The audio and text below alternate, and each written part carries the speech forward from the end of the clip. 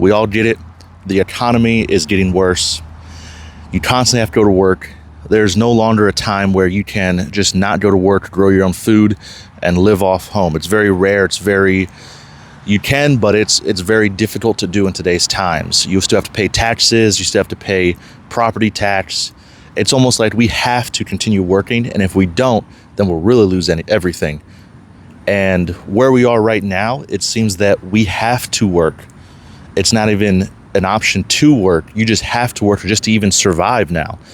And then when you go home to relax, no one ever thinks to take that relaxing time to build something new or build something different, because it's just not a possibility anymore. There's so many things when you get home, such as Netflix. It's so much better to binge watch Netflix, binge watch TikTok, binge watch whatever, because the system's built like that. It's almost like the system is built on purpose, which it is, to keep you distracted so you don't put yourself first, put your own business first. You don't have the time to go build another income source when you're done working because you're already too tired from work. And then when you go try to build that income source and you get home, the first thing you want to do is take your clothes off, take a shower, sit on the couch, and binge watch your favorite show to recharge or unwind for the next day. And because I've consulted with these companies before, I realized that this is a system that they built on purpose so that you don't take that time to go build your own income source, change your life, no longer have to rely on all these big conglomerates or these jobs to pay your bills. You can pay your own bills. And yes, there's many people that do that currently, but not very many compared to the population that doesn't, just works the job and then dies. And that's one of my biggest things, is that's not what life is. Life isn't just working and dying. If your business feels stuck, it's because you're treating it like a side hustle and not like a system. When you break your business down into a system, it becomes a lot easier to not only manage, but to scale and put people in place that you can systemize it to where you can walk away, but your business can still keep on running. And this works for any type of business. It goes attention, sales, delivery, follow-up, and growth. Growth being part of the follow-up. And I'll explain all of it to you now. This sun is really coming down in this Florida heat, but let's start with attention. Attention is how you get your leads. Whether that's social media, whether that's going out or cold calling in person, or going physically to these businesses and walking in and trying to sell your services that way. So attention is going to be how you get those customers in. That's the top of your funnel, one of the most important parts of your funnel. But the next one is even more important. Now, once you got that customer's attention, either through your social medias or TikTok or whatever, and they land on your website and hit the call button, now you go into the system of sales, pretty much taking that customer or that prospect and converting them into a closed deal and all the steps in between to make it happen.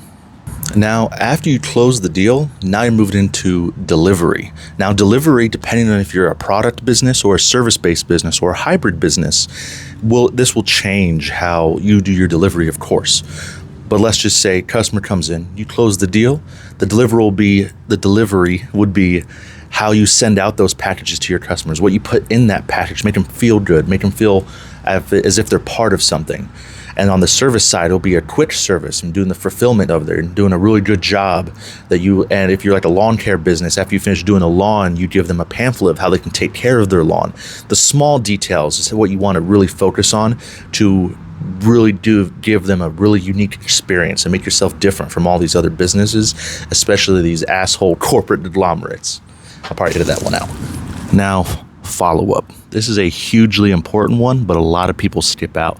After you do that service or you send out that package with everything in it, you want to do a follow-up to make sure they enjoy the product, or if there's any ways that you can improve the product, because if they're the ones buying from you, why wouldn't it be best to ask them, hey, what else do you want? What else can I give you that you would, without saying that you would buy, to get, how can we improve the product? Because if you make it better for them, most likely it's going to make it better for other people too. It's almost like a free resource without having to pay anything for it, just by asking the question. Secondly, the other one is growth. Now, I'm real big of referrals. So like if you're a product-based business, you're going to put in a whole bunch of cards in there when you ship them out with nice packaging, with a thank you letter, telling them thank you for purchasing this. If you know any friends that could benefit from this, here's some cards you can hand out. Or you can start a referral program. Those work really well too.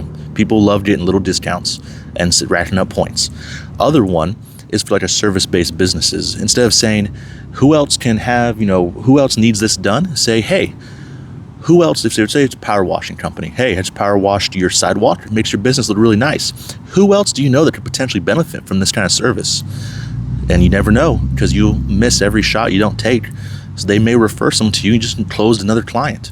And to you, that may be big money for you, or that may just grow you more. You keep on doing it, and then your customers will multiply, even without you having to worry about paying more to acquire more customers, because it's free. You're just asking them. And you're going to miss every shot you don't take.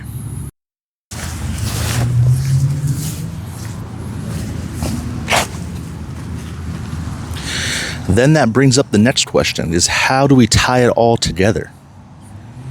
Attention, how you attract your customers to you, usually in the form of free value. Sales, the process in which you convert an interested prospect into a sold customer. Delivery, how you fulfill the order or service and create the customer experience.